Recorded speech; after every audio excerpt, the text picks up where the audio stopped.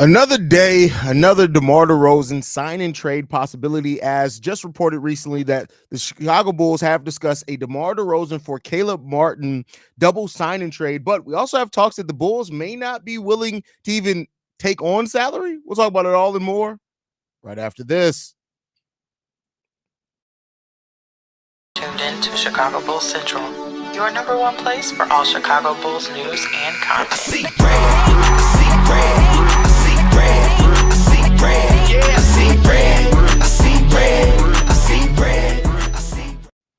What's going on, Bulls fans? Welcome to another episode of Chicago Bulls Central, your number one spot for everything Chicago Bulls related. Host their Haize, but more importantly, you guys can follow the channel at Bulls Central Pod on every social media platform we happen to be on. We have conflicting reports yet again about DeMar DeRozan. About 40 minutes ago, it was reported that the Chicago Bulls have discussed a double sign-and trade with the Miami Heat that would send Caleb Martin to the Chicago Bulls for DeMar DeRozan. The reason why this is something to look out for is that, remember, in sign and trade deals, it has to be at least a 3-year contract. Now, some of those years can be non-guaranteed, but it does have to be a 3-year contract. So the Miami Heat, who seem to be circling around DeMar DeRozan, we've also gotten that DeMar DeRozan may be priced out when it comes down to potentially acquiring DeMar DeRozan. But we'll see. The Miami Heat keep being a team that's mentioned around DeMar, and that doesn't and shouldn't surprise anybody. Caleb Martin would honestly be a nice role player for this Chicago Bulls team.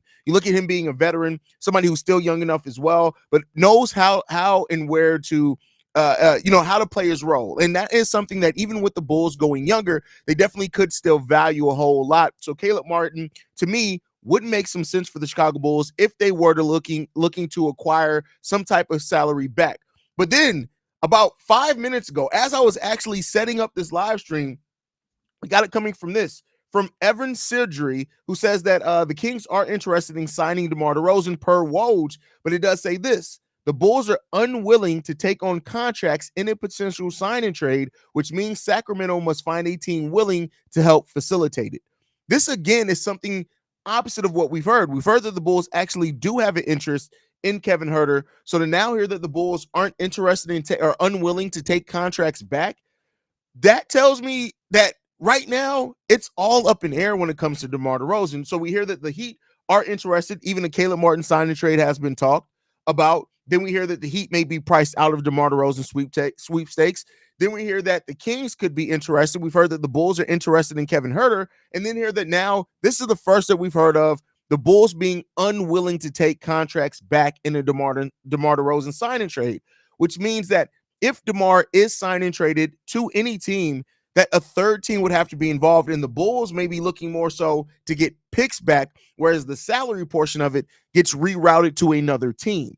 So that's really the first that we've heard that the Bulls have a complete unwillingness to take on contracts. I'm not saying that we need to believe it wholeheartedly. Take that with a grain of salt as well. I just think that this situation is very fluid, and I also think that the Bulls are having different conversations with different teams when it comes down to it.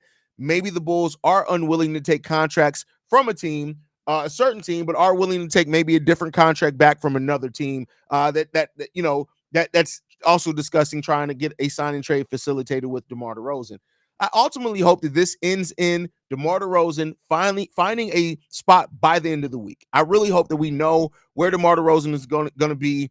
I would hope so before the weekend breaks out. I'm not guaranteeing that that's going to happen, but I hope that that's the case, because this saga around DeMar DeRozan, all the conflicting reports, all this, the Bulls being unwilling to take on any type of contracts back, to me, I get it in the sense that the Bulls have one open roster spot, and maybe they're looking to open up more roster spots in a potential Zach LaVine deal, Nikola Vucevic deal. So if they can sign, sign and trade DeMar DeRozan without filling that last roster spot, that gains them more flexibility.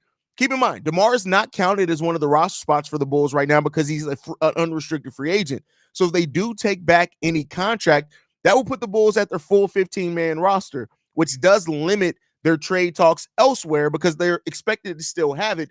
And I'm not even saying in this offseason, the Bulls could want to leave an open roster spot there potentially heading into the season in case anything presents itself between now and the trade deadline as well. So because of all those things, it kind of surprises me that the Bulls are unwilling to take a contract back But at the same time, it makes some sense for where the Bulls are right now if that ends up being the case. So, keep this. The situation is very fluid. The situation is very up and down. And I don't think we'll have a really good answer until it happens. I think that if a DeMar DeRozan signing trade does happen, he finally ends up on a team, it's going to be something that may surprise everyone.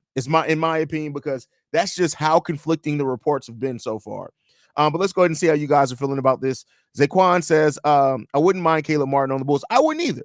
Caleb Martin is the type of player that I think as a role player, I mean, he brings exactly what you want. He's basically what I had hoped Torrey Craig would be last season, if that made sense, right? Like, Caleb Martin is a solid enough role player. Is he great? No, but he doesn't really hurt you in a lot of areas either. He gives effort defensively, gives effort offensively as well. He's not like this terrible minus player on defense, whereas he's like a good player on offense. He's just solid. Caleb Martin is an overall solid player that I like. 28 years old.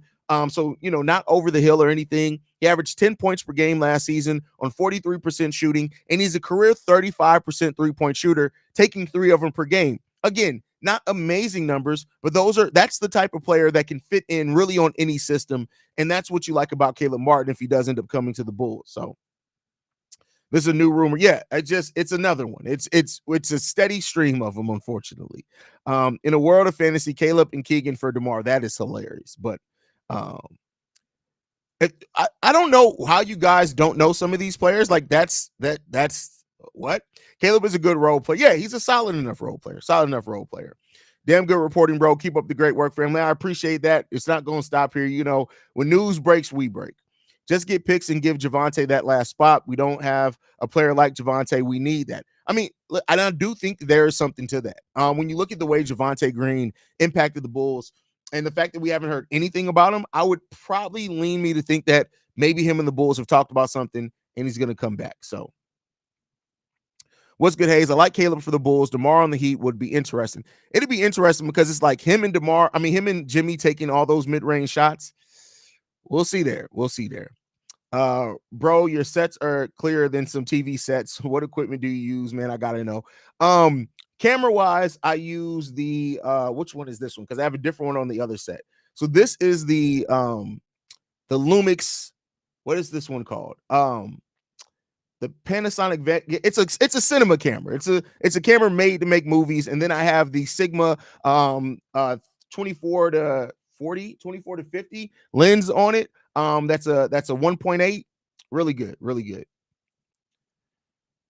Heat players are cursed with injuries like Kendrick Nunn and Gabe Vincent. I mean, they're not all cursed with that, but hey, there's some of that there. At this point, if the Bulls are able to help DeMar DeRozan get traded, great. If they don't, oh well. Yeah, agree with you. And that's probably where the Bulls sit at it. Well, it's like, listen, I said that on today's earlier episode, is that the Bulls sit in a position where they do hold the power. I know it may not seem like that, but they do hold the power. And so if a team is really needing a signing trade to get DeMar DeRozan, the Bulls literally can be like, hey, you can't get him without a signing trade. We want 2 second-round picks, and we don't want to take any salary. You go find the third team to take those players. Let's make sure that we walk away from 2 second-round picks. Now, we haven't seen AK always negotiate from the best place, but, it seems like things are a little bit changing, so we'll see with that. Is he on a 1 year? So if it's a double signing trade, it would have to be 3 years. If you sign and trade, it has to be a 3-year deal. All years don't have to be guaranteed, but it does have to be a 3-year deal. So PB and Patch in the building says Caleb isn't a bad pickup, better than his twin Cody. I mean, I can understand where you're coming from with that one. Are they going to give Javonte the full biannual? I mean, they have the rest of their mid-level. So they have about the same amount left of the mid-level exception as they do the biannual exception. Keep in mind, the biannual exception, if you can avoid using it, you can kick that off to next year. So I would think it doesn't mean that it's going to be true, but the Bulls are probably going to try to sign Javonte for the rest of the mid-level exception. That way you hold on to your biannual. That way you can push it off down to next year, or you can also use it post if you need a buyout candidate or something like that. You can use it then. So the Bulls are going to be the number 1 seed in the East next year. Mark my words. They definitely will be a playing team. Those are the thoughts of a delusional. Yeah, those are very much the thoughts of a delusional fan. Hey, Haize, take the day off, man. It's July 4th. My people weren't free on July 4th, so I mean, I'm not worried about it, bro. Like, I mean, my studio's in my house. That's the benefit of me building the studio here. Like, I can, I'm going right after I get done with this. I'm going right back to drinking, my boy. I got a blueberry, a Crown Royal blueberry lemonade upstairs waiting on me right now, my boy, and a beer. So listen, I'm going right back to drinking. It ain't no hesitation there. No hesi, no hesi. How you feel about the Warriors getting Buddy to replace Clay? I don't care. It's not the Bulls. I don't give a shit. I mean, it's a cool deal. I mean, they get a shooter, so it's cool there. I think Javonte should have that last spot. He only played a few games for us last season, but was having career nights every night. I mean, yeah, a lot of Bulls. I don't think many Bulls fans are gonna be mad at Javonte Green coming back to the Chicago Bulls. I don't think many Bulls fans will be mad at that at all. So, AA's be having me crying every time Javon Carter come up. He and ball headed over. Oh, every single time, every single. I'm not gonna stop until he's not on the team. Every single time I mention Javon Carter's name, I'm gonna say ball headed up. Just it's period. It's not going to stop. Not going to stop. Do you think Zach and Vooch will show the development of the young core? Slow the development? I mean, Vooch, no. I'm not really worried about Vooch because of how his game is. I actually think he helps the development of a young core. Having a big man that can get rebounds, help you get out in transition. Yeah, he's going to get cooked defensively, but it seems like the Bulls have gone all in on offense. They ain't really cared about defense much at all besides, the re-signing of Patrick Williams and having Io here. It's going to be a rough defensive season for the Chicago Bulls, but, absolutely no one walks up to a black person on July 4th and says Happy Independence Day, bitch. That's hilarious. Oh, man. Which team will call to take Lonzo expiring contract during the season? I have no idea. None. I'm not even going to front on you like I have one. I have no idea at all. I don't even know who would take Lonzo Ball's contract out. Now, if he's bought out, if the Bulls buy him out, I'm sure they're going to be teams that are willing to take a shot on Lonzo Ball. But as far as trading for him, I don't know, man. I don't know. Would you want Caleb or Green to be on this team? If I had my pick, Javonte, just because we've seen what Javonte can bring, and he brings energy. Not to say that Caleb Williams is like a player that doesn't bring energy at all, but there's very few players that bring the type of energy Javonte Green does. And so Javonte being a player that's always found a way to be productive. And I also think, and this is something that I will talk about eventually on a video, that we could get away with not playing as much small ball. And the reason why I mean that, we got Torrey Craig, we got Patrick Williams, we got Julian Phillips, we got Jalen Smith, who can be the 4 or who can play some 4 or some 5. So if all 4 of those players stay healthy, theoretically, Javonte can actually finally play the 2/3, which I think he'd be even more effective at. So that's what I really look at it. But we'll see. We'll see.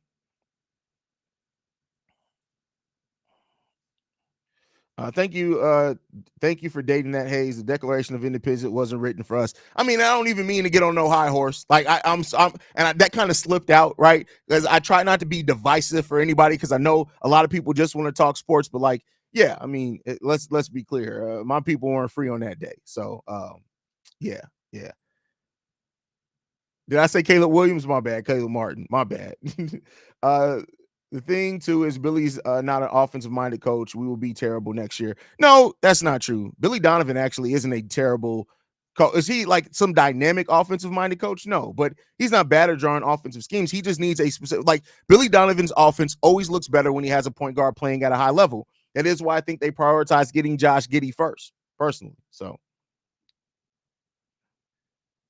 what PC do you have? A custom-built PC. Everything's custom. So, yeah.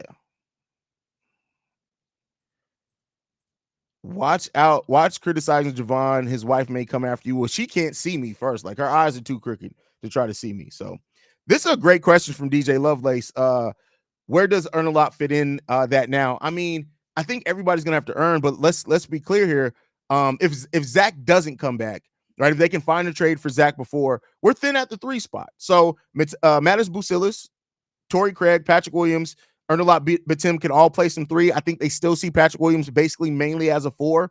So I think Batum's going to have some opportunity there. I'm not going to say he's going to get a lot of minutes to start off with, but he has an opportunity to definitely earn himself some role. That's for sure.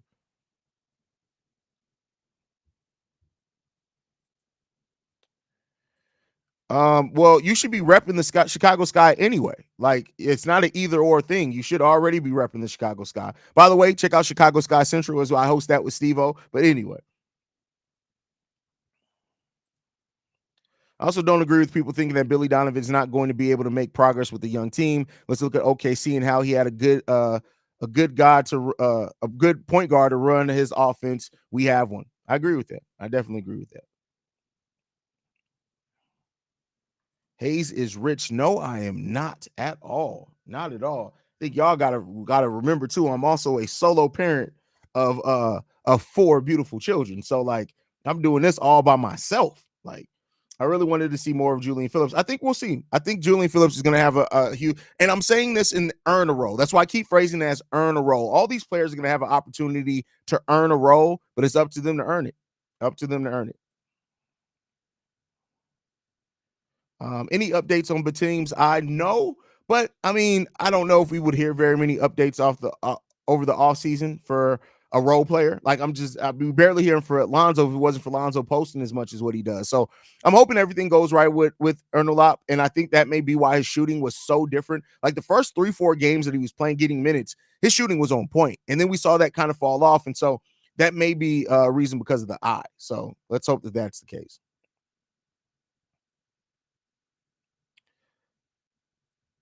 But all right, y'all, I'm gonna get ready to wrap it up. I appreciate you guys so much for tuning in. Over 500 of y'all in a random live. I really appreciate that, man. Y'all make sure y'all hit that subscribe button. We're trying to get to 20,000 subscribers by the start of the season. We're almost at 19,000 right now, which is crazy because we've had tremendous growth. We are 55 away from 19,000 subscribers. So listen, there's 574 y'all in this live. Hit the subscribe button if you're not subscribed. I'm sure 55 of y'all are not subscribed to the channels, you freeloaders. Now, but hit the subscribe button. Let's go ahead and get to 19K and then on the road to 20K, man. I love you guys. Go Bulls. See red, y'all.